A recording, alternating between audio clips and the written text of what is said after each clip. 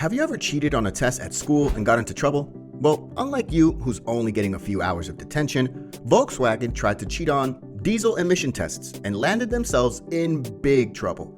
Or is it just a big plot to bring down the billion-dollar company? Let's find out. We all know Volkswagen. We see them on our roads and in movies. The James Bond franchise made us feel like Volkswagen and BMW cars are supercars with an indestructible character. But this emission scandal is telling us otherwise. So what exactly is this whole emissions test scandal? And did they really try to cheat the whole world? That, my friends, is what we are here to talk about. In this video, we shall be breaking down the entire scandal and its implications for Volkswagen. This scandal is deeper than we think, and theorists suggest it's connected to a wider scope of car manufacturers. Your favorite car manufacturer might be on the radar, and the only way for you to find out is to sit tight and watch closely. Once again, this is your favorite finance channel, ICE, where you get to learn all the ins and outs of investing, e-commerce, and entrepreneurship.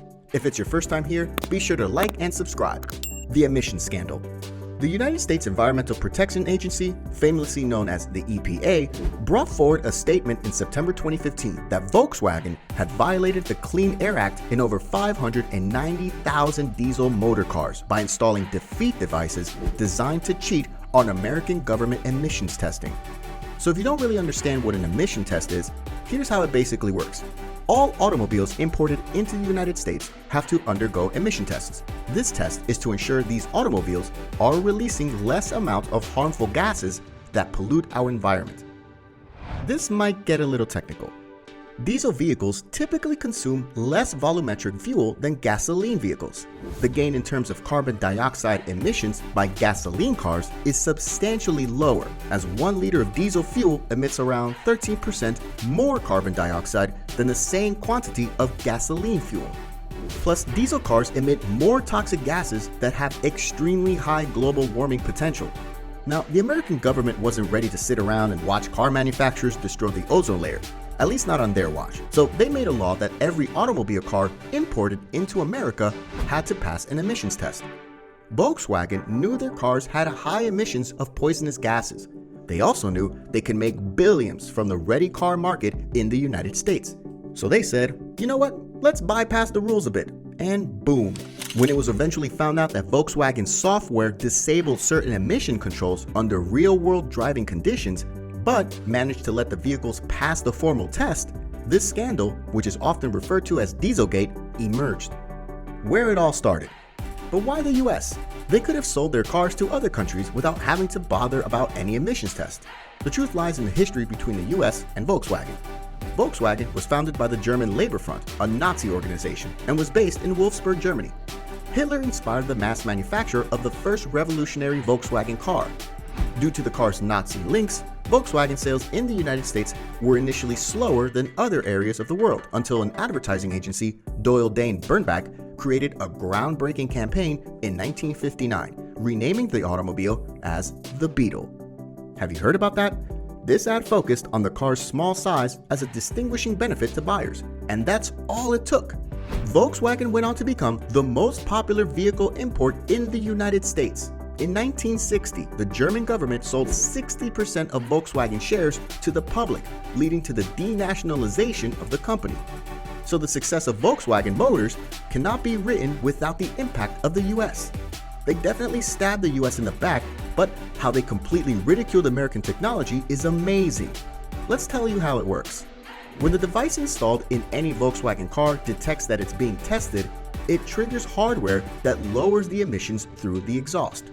During normal driving, this device switches to a different mode, boosting nitrogen oxide emissions, or NOx, a smog-forming pollutant linked to lung cancer, way above legal limits.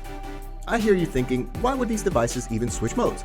Well, in order for the device to effectively reduce this emission, the engine must consume more gasoline, which results in higher fuel consumption and decreased acceleration. As a result, the engines generated nitrogen oxide pollution up to 40 times more than what is permitted in the United States. Some people found it simply genius. Others thought it was outrageous, especially considering current climate issues. Anyway, when caught, Volkswagen had to take the high road. Confession. The Volkswagen CEO in the United States, Michael Horn, couldn't deny the claims, and he had to admit to this. The group's CEO at the time, Martin Winterkorn, apologized to the public for breaking the trust of customers and investors. Leading by example, Mr. Winterkorn resigned and was replaced by Matthias Müller, the former CEO of Porsche. This was a dark time for them, but it got even worse. Volkswagen budgeted £5 billion to cover costs associated with the recall of millions of vehicles globally. Consequences. This is unlikely to be the end of the financial consequences. For starters, the EPA has the authority to charge up to $35,000 fine for each car that violates the guidelines, with a potential penalty of almost $20 billion. Investigations have expanded to an increasing number of countries. The United Kingdom, Italy, France, South Korea, Canada, and of course, Germany have started examining the Volkswagen cars imported into their country. Over 3 million of the 11 million impacted automobiles globally were in Germany. In September 2019, the Federation of German Consumer Organizations filed an action against Volkswagen on behalf of the country's customers. No official in the Volkswagen company claims to have been aware of this menace, which I find very odd. I mean, there has to be a chain of command that permits these devices to be put in their engines, right? Well, that's no one's problem. It's time for them to pay the price. EU involvement.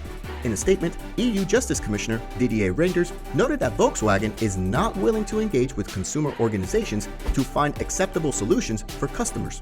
What's more, he emphasized that the corporation has only paid out to buyers of implicated vehicles in Germany and the United States so far. They also stated that the scandal affected over 2 million customers in Europe. The EU is following them tail for tail because Volkswagen has refused to establish a compensation formula for all EU customers based on the average amount given in past cases. Furthermore, diesel sales were already dropping, so the Volkswagen issue occurred at a pretty bad moment.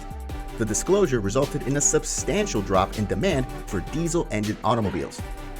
Well, thank you, Tesla. We might never need them again. In the United States, the diesel vehicle market now accounts for roughly 1% of all new car sales, and this is unlikely to change, at least not to the upside. Fun fact, for the viewers staying until the end, did you know that the scandal was discovered by someone called Mr. German? Yes, John German from the International Council on Clean Transportation, which is a not-for-profit organization dedicated to reducing vehicle emissions. He decided to test some colleagues' Volkswagen Passat, the Jetta, and a BMW X5 under real driving conditions. The results were explosive.